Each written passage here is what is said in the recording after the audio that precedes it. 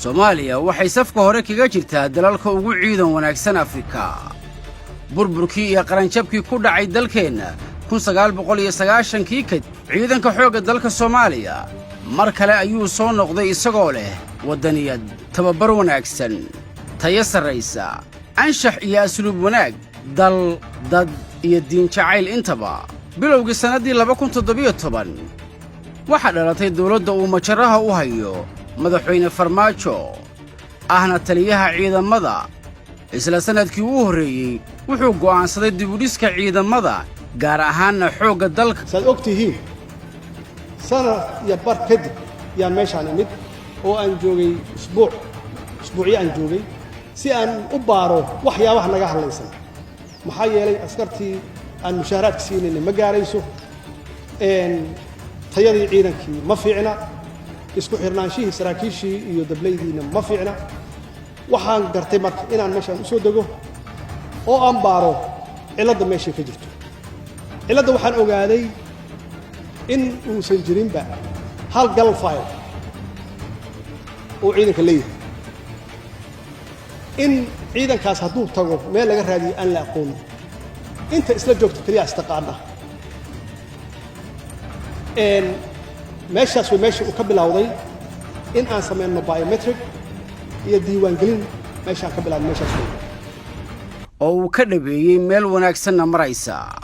waxa la qaaday tallaabooyin lagu kala hufayo ciidamada iyo musuqmaasuqii ka dhex jiray waddadii guusha dhismaha ciidanka ayaa cagta la saaray aqoon-yahanno amni iyo saraakiil ciidan ayaa gacanta loo geliyey hawsha dib u habaynta ciidanka waxaa la qabtay shaqo aad u adkayd balse maanta la hayo midhaheeda wanaagsan ee ka dhashay kadib dhammaystirka qorshaha dib u habaynta oo lagu bilaabay markii u horraysay tirakoobka ciidanka qaybta maamulka lacagta mushahar bixinta saadka ciidanka iyo ilaalinta xogtooda askari kasta oo ka mid ah ciidamada waxaa loo sameeyey xisaab bangi oo u gaara si loo xaqiijiyo inuu xuquuqdiisa si toosa u helo kadibna uu ugu diyaar noqdo fulinta waajibaadka qarankiisa ka saaran waxaa lagu guulaystay in la cirib tiro musuqii iyo xuquuqdii ciidamada ee la lunsan jiray nidaamka dib u habaynta ciidamada wuxuu markii ugu horraysay si toosa u aqoonsanayaa magaca askariga darajadiisa da'diisa mushaharkiisa xaaladda nooca dhiiggiisa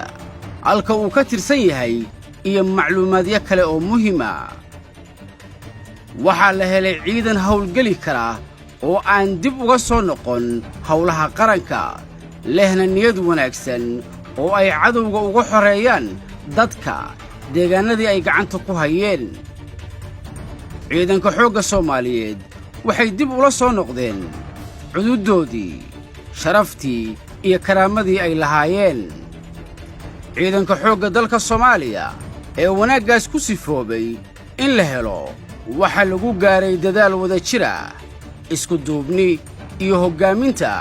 madaxweyne Maxamed Cabdullaahi Farmaajo waxaa noo soo ifbaxay xaqiiqatan inuu moralkiina fiican yahay inaad weli u heelan tihiin aad diyaar u tihiin inaad dalkiina difaacdaan oo weliba hadda si fiican idinkugu carbiyey oo tababarkiinna iyo macallimiintiina halkan aan uga jeedno runtii aan u aragno inaad hadda diyaar u tihiin inaad howlgallo ka qayb gashaan oo aad dalkiina u dhimataan dhiiggiina u daadisaan